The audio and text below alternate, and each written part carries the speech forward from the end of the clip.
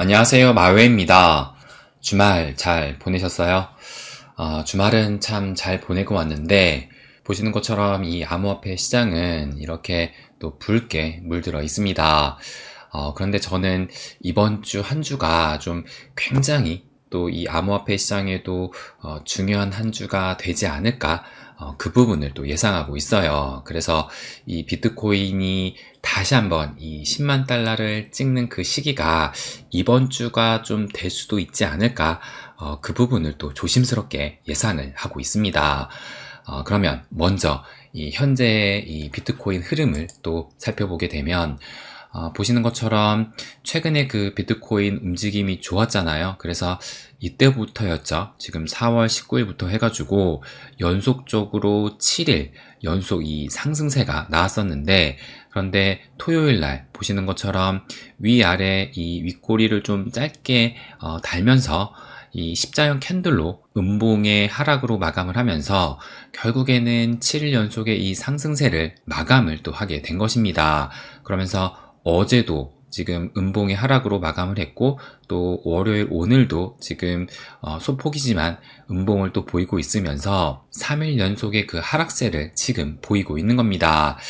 근데 저는 오히려 이런 하락세가 여기 제가 이렇게 써놓은 것처럼 지금이 좀 기회이지 않을까, 이런 생각도 들기도 합니다. 그렇다면 무슨 기회이냐? 요걸 보여드리면 요것이 이제 CME 차트거든요. 그래서 제가 지난 영상에서도 말씀을 드렸죠. 지난주 이 주말 동안에 보시는 것처럼 요 91.6K에서 93.7K, 한 94K까지의 요 갭이 발생이 됐는데, 그래서 이 갭을 채우려면은 91.6K까지의 그 하락이 좀 나와야 된다, 이 부분을 말씀을 드렸습니다. 그러면 요 91.6K까지 하락이 나와야 되는데, 이 91.6K가 어떤 자리이냐? 그러면 조금 전에 요 차트를 다시 한번 좀 보여드리면, 일단 요 하늘 색깔 요 선이 지금 121선을 가리키고 있는 거거든요. 근데 이 121선의 그 값이 지금 보시는 것처럼 91.6K를 또 보이고 있어요. 그러면서 요때죠. 이때가 이제 비트코인이 바닥을 찍었을 74K 요때인데, 요때 이후로 지금 이 저점을 쭉 잇게 되면은 요 빨간색의 상승 추세선이 또 보이거든요. 그런데 요 빨간색의 상승 추세선과 요 121선에 요 딱 만나는 점이 지금 이 121선 요 딱 끝이거든요. 그러니까 요 교차점이 지금 정확하게 또 91.6K를 가리키고 있는 겁니다. 그러니까 설령 여기에서 91.6K까지 하락을 한다 하더라도 이 상승 추세가 전혀 꺾이지 않는다라는 얘기고, 이 정도의 약조정은 뭐 충분히 뭐 감내할 만한 그런 수준이라는 것을 말씀드리고 싶은 거예요. 뭐 물론 이것이 이 좀 전에 이 CME 캡을 91.6K까지 채우는데 어쩌면 베스트 시나리오라고 또 볼 수가 있는데, 그러니까 막상 조정이 또 오게 되면 정말 어떻게 또 딱 요 121선 91.6K까지만 하락을 하겠어요. 그래서 물론 좀 더 하락을 할 수도 있지만, 그런데 그럼에도 불구하고 저는 이 조정의 깊이가 뭐 그리 깊지만은 않을 것으로 또 예상을 합니다. 왜 그러냐면 또 어쨌든 현 시점에서 가장 중요한 것은 이 매크로라고 볼 수가 있잖아요. 그래서 이 매크로 중에서도 우리가 이 바로미터라고 보고 있는 이 미 증시를 가장 중요하게 또 지켜보고 있는데, 그렇다면 지난 금요일 날 이 미 증시가 어떻게 또 마감이 됐느냐? 요것을 보시면 지금 보시는 것처럼 뭐 전체적으로 좀 얼룩덜룩하긴 하지만 요 빅테크의 기술주를 중심으로 해가지고 뭐 특히 엔비디아 같은 경우가 지금 4.3%, 그리고 이 테슬라 같은 경우는 무려 9.8%나 뭐 이 정도면 뭐 급등이잖아요. 그래서 전반적인 이 빅테크의 기술주들은 꽤 선방을 했지만 나머지 종목들이 좀 부진하긴 했었죠. 그럼에도 불구하고 지금 3대 지수로 볼 때 다우존스가 0.05%, 뭐 가까스로 뭐 상승 마감을 했었고, S&P 500 같은 경우는 0.74%, 나스닥이 1.26%의 상승을 보이면서 결국엔 3대 지수 모두 상승으로 마감을 한 것입니다. 거기에다 이제 우리가 좀 그 기준으로 보고 있는 이 S&P 500의 그 차트로 좀 보시게 되면, 그래서 제가 요 하락 추세선을 좀 돌파하는 게 중요하다라고 말씀드렸잖아요. 그런데 금요일 날 지금 보시는 것처럼 0.74% 상승으로 마감을 하면서 요 하락 추세선을 살짝 드디어 돌파를 한 것입니다. 그런데 뭐 이것보다 좀 더 중요한 건 요 200일선이라고 말씀을 드렸어요. 그래서 진짜 중요한 것은 이 200일선을 상방으로 돌파하는 것인데, 그래서 이렇게 상승을 했기 때문에 이제 200일선까지의 그 상승폭이 얼마가 나와야 되느냐, 기존 5%에서 지금 현 시점에서는 이제 4%만 추가적인 상승을 보이게 된다면 요 200일선을 터치를 하면서 그 상방으로서의 그 기대도 좀 할 수 있지 않을까 볼 수 있다는 거예요. 그래서 지금 이 4%라는 것이 뭐 하루에 상승하기에는 조금은 무리일 것 같고, 앞으로 한 이틀에서 한 3일 정도로 본다면 뭐 4%의 상승은 충분히 가능하다고 보는데, 그렇다면 이번 주에 제가 생각하는 가장 이 베스트 시나리오는 무엇일까? 그 부분을 말씀을 좀 드리면, 일단 현 시점의 이 선물 시장을 또 파악을 해볼게요. 그래서 현 시점의 선물 시장은 보시는 것처럼 뭐 다우존스, S&P 500, 나스닥 100 모두 지금 0.3%, 0.4%, 0.48% 뭐 크진 않지만 어쨌든 소폭의 하락을 또 보이고 있는 겁니다. 그렇다면 오늘 이 미 증시도 선물 시장과 좀 비슷하게 흐르게 된다면 이 미 증시 역시 소폭의 하락을 또 예상할 수가 있는 것이고, 그렇게 됐을 때 요 차트로 보게 된다면 지금 이 하락 추세를 돌파하긴 했지만 뭐 오늘 내일까지 해가지고 요 돌파한 것을 정말 확실히 돌파를 한 것인지 요 지지 테스트를 또 받을 수 있지 않을까, 요 부분을 또 예상하고 있습니다.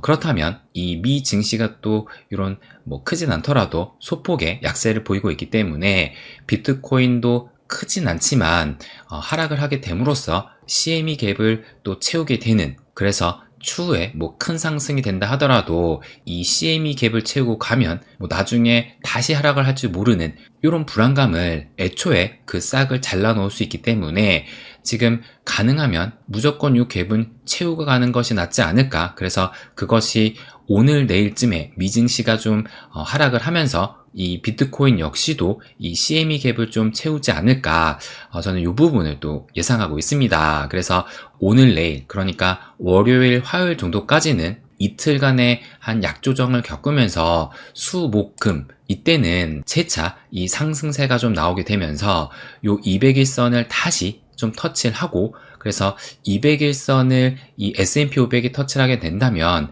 비트코인 역시도 당연히 또 좋은 흐름이 나올 수밖에 없겠죠. 그렇다면 비트코인도 이제 현재 한 93K 정도로 보이고 있는데 한 여기까지 한 10만 달러, 이 100K까지도 다시 한번 터치를 하지 않을까, 저는 이 부분을 또 예상하고 있습니다. 그러니까 뭐 10만 달러를 돌파하지 못하더라도 일단 터치는 이번 주에는 가능하지 않을까 조심스럽게 예상을 하고 있다는 겁니다.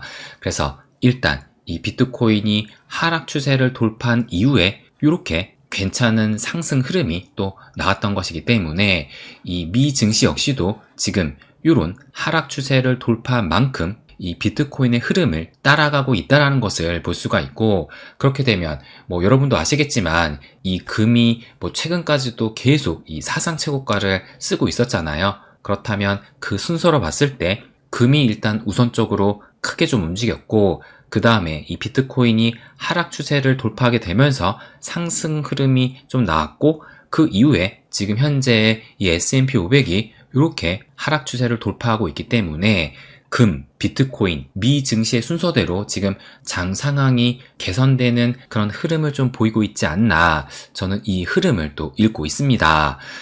그래서 조금 전에도 말씀드렸듯이 비트코인의 이 10만 달러 터치는 이번 주에 좀 가능하지 않을까, 이 부분을 조심스럽게 예상하고 싶어요. 그래서 일단 오늘 이 월요일장이 또 시작되는 만큼 이번 주 한 주를 좀 주목해서 지켜보면 어떨까, 이 부분을 말씀드리고 싶습니다.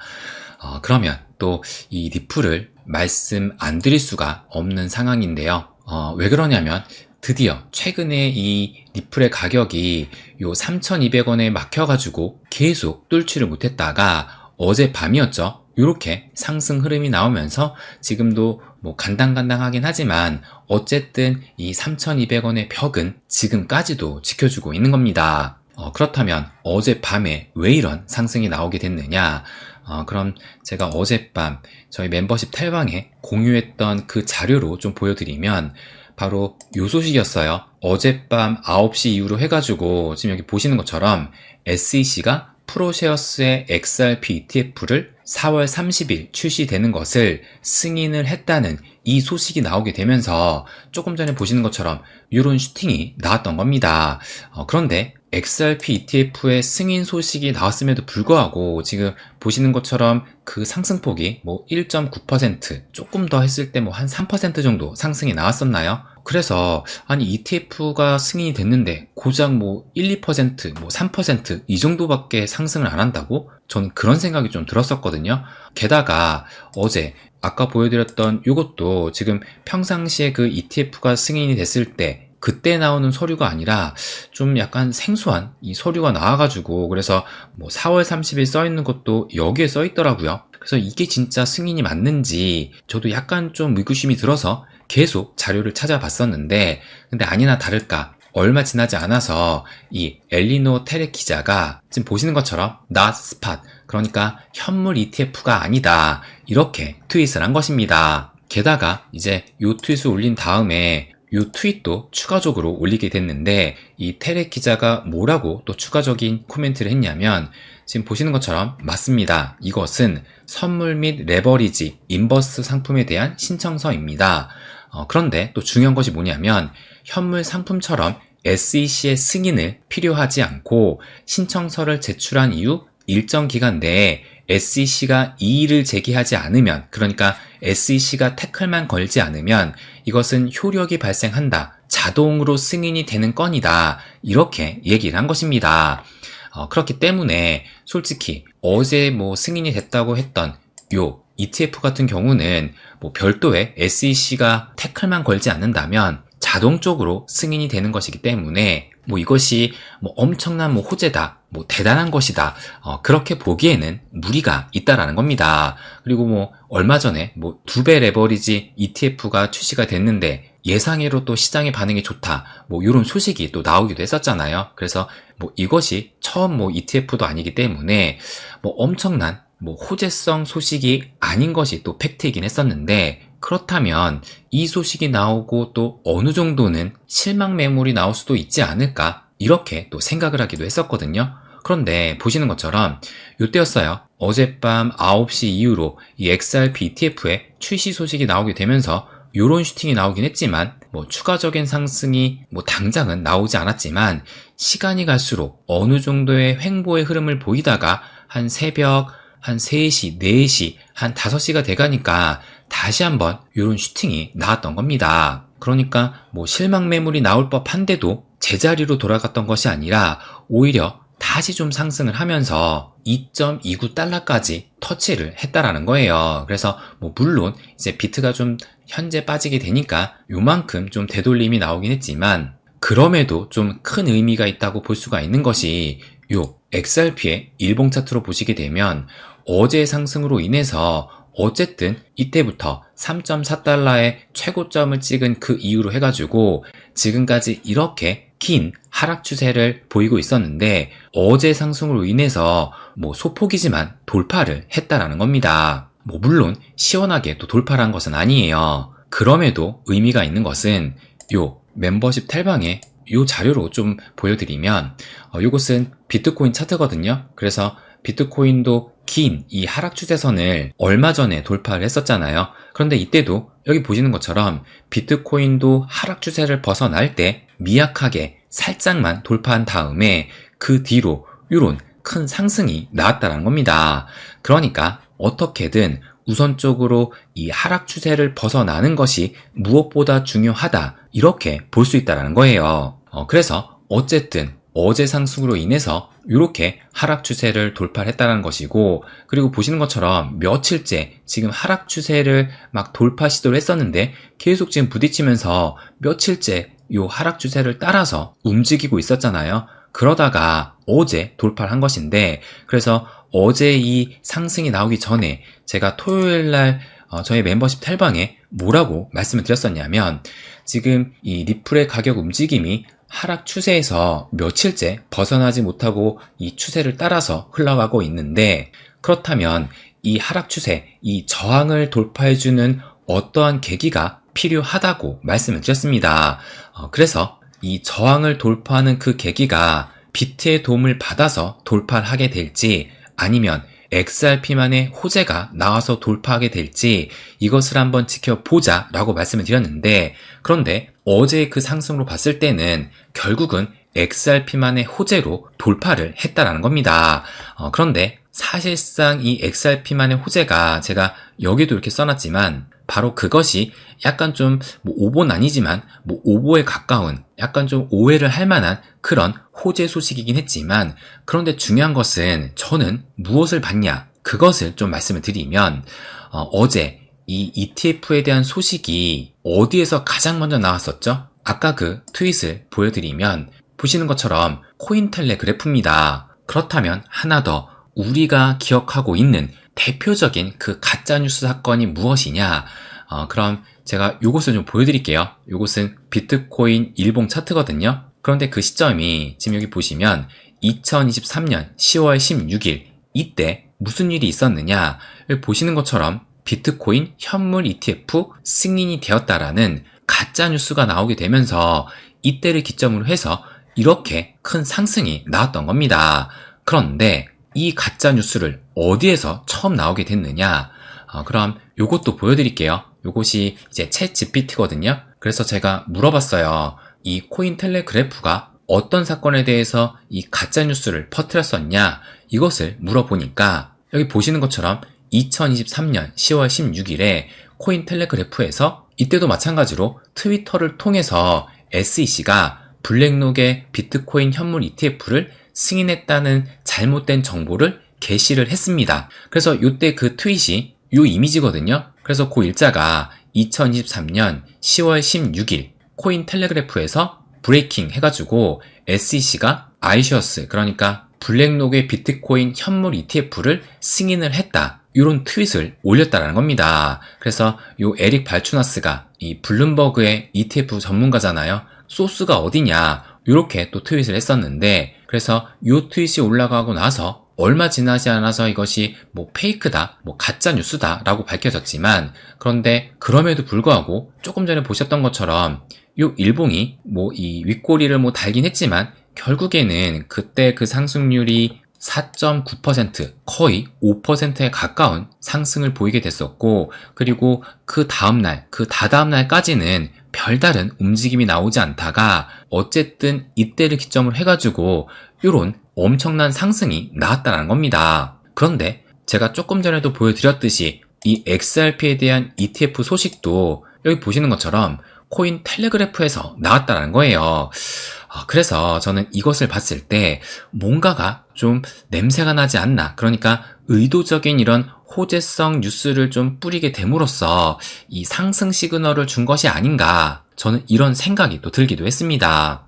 그래서 어쨌든 이 소식으로 인해서 지금 이 리플의 길었던 이 하락 추세를 돌파하게 된 만큼 이번 주만큼은 이 리플의 움직임을 좀 주목할 필요가 있지 않을까, 이 부분을 말씀드리고 싶은 겁니다. 그래서 비록 어제 그 상승이 크진 않았고 또 이 XRP ETF에 대한 그 소식이 엄청난 호재성의 그 소식은 아니지만, 제가 저희 멤버십 탈방에 이렇게 말씀을 드린 것처럼 어제 그 움직임이 작지만 좀 큰 의미이지 않을까, 이 부분을 마지막으로 말씀드리고 싶습니다.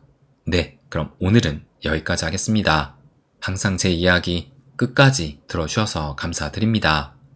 부자가 되는 길, My Way.